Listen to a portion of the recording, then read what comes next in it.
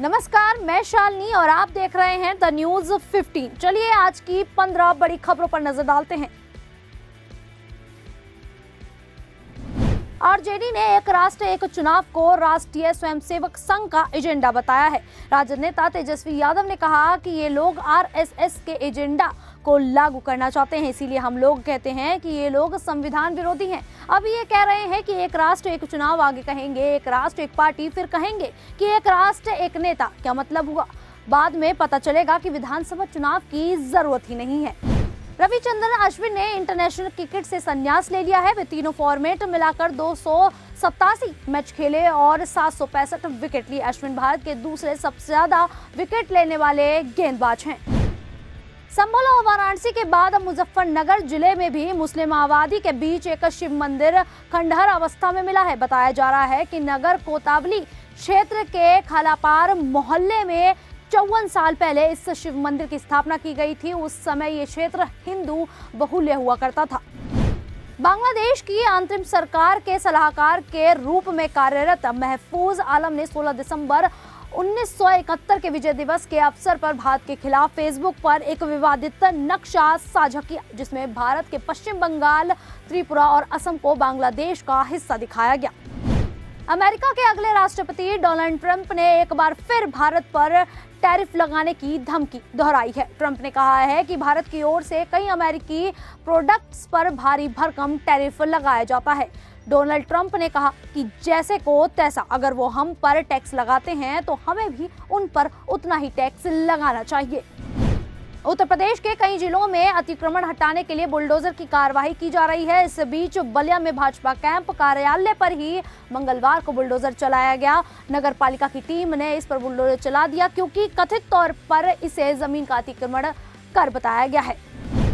आम आदमी पार्टी के राष्ट्रीय संयोजक और दिल्ली के पूर्व सीएम अरविंद केजरीवाल ने बुधवार को दिल्ली विधानसभा चुनाव 2025 से पहले बड़ा ऐलान किया। उन्होंने कहा कि आपकी सरकार दिल्ली के बुजुर्गों को फ्री इलाज की सुविधा मुहैया कराएगी। इस सुविधा का लाभ 60 साल से अधिक उम्र के सभी बुजुर्ग उठा पाएंगे। दिल्ली दंगों से जुड़े मामले में आरोपी उमर खालिद को बुधवार को कोर्ट से बड़ी राहत मिली है। दिल्ली स्थित कड़कड़डूमा कोर्ट ने उन्हें 7 दिनों की आंतरिक जमानत दी। अमर खालिद ने अपने मौसेरे भाई और बहन की शादी में शामिल होने के लिए 10 दिनों की अंतिम जमानत मांगी थी। बीकानेर में महाजन फील्ड फायरिंग रेंज में तोपाभ्यास के दौरान बड़ा हादसा हो गया, जहां बम फटा है। 2 सैनिक का मौके पर निधन हो गया है, जबकि एक सैनिक गंभीर रूप से घायल बताया जा रहा है। महाजन फील्ड फायरिंग रेंज के नॉर्थ कैंप में यह हादसा हुआ। गंभीर घायल सैनिक को सूरतगढ़ के मिलिट्री अस्पताल में भर्ती करवाया गया है। जम्मू के कटरा में वैष्णो देवी रोपवे प्रोजेक्ट से नाराज व्यापार मंडल के धरना प्रदर्शन और बंद का व्यापक असर देखने को मिल रहा है। वैष्णो देवी जाने की योजना बना रहे हैं तो ध्यान दें, हो सकता है कि इन दिनों आपको परेशानी का सामना करना पड़े। रोपवे के खिलाफ कटरा में बंद का आह्वान होने के बाद से घोड़ा पिट्ठू और पालकी बंद है, साथ ही बाजार भी बंद है। यूपी विधानसभा के शीतकालीन सत्र के दौरान बुधवार को भारी हंगामा हुआ। बात इतनी बढ़ गई कि समाजवादी पार्टी के विधायक अतुल प्रधान को पूरे सत्र के लिए निष्कासित कर दिया गया है। सदन में भारी हंगामे के बाद सपा विधायक अतुल प्रधान को स्पीकर ने सदन से बाहर निकालने का आदेश दिया और पूरे सदन के लिए बाहर निकाला।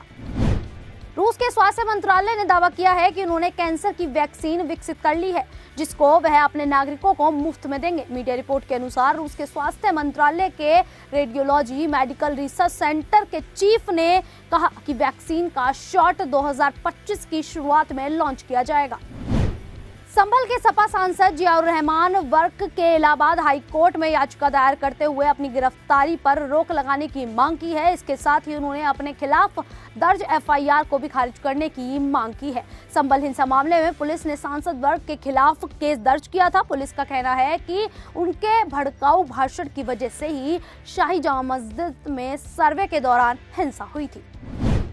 पंजाब के किसानों का पूरे राज्य में प्रदर्शन शुरू हो गया है। किसानों ने पहले ही ऐलान किया था कि वो अपनी मांगों को लेकर पूरे राज्य में दोपहर 12 बजे से लेकर 3 बजे तक रेल की पटरियों पर प्रदर्शन करेंगे। बता दें कि किसान एमएसपी के लिए कानूनी गारंटी सहित विभिन्न मांगों को लेकर केंद्र पर दबाव बना रहे हैं। संविधान निर्माता भीमराव अंबेडकर पर केंद्रीय गृह मंत्री अमित शाह के बयानों को लेकर सियासी बवाल खड़ा हो गया है। दिल्ली में आम आदमी पार्टी भी बीजेपी पर हमलावर है और बीजेपी मुख्यालय के बाहर प्रदर्शन किया गया। इस दौरान आप के राष्ट्रीय संयोजक अरविंद केजरीवाल, मुख्यमंत्री आतिशी, पूर्व उप मुख्यमंत्री मनीष सिसोदिया, सांसद संजय सिंह समेत अन्य नेता धरने पर बैठ गए। आज के लिए इतना ही। इसी प्रकार की 15 बड़ी खबरों को देखने के लिए बने रहिए द न्यूज़ 15 के साथ। धन्यवाद।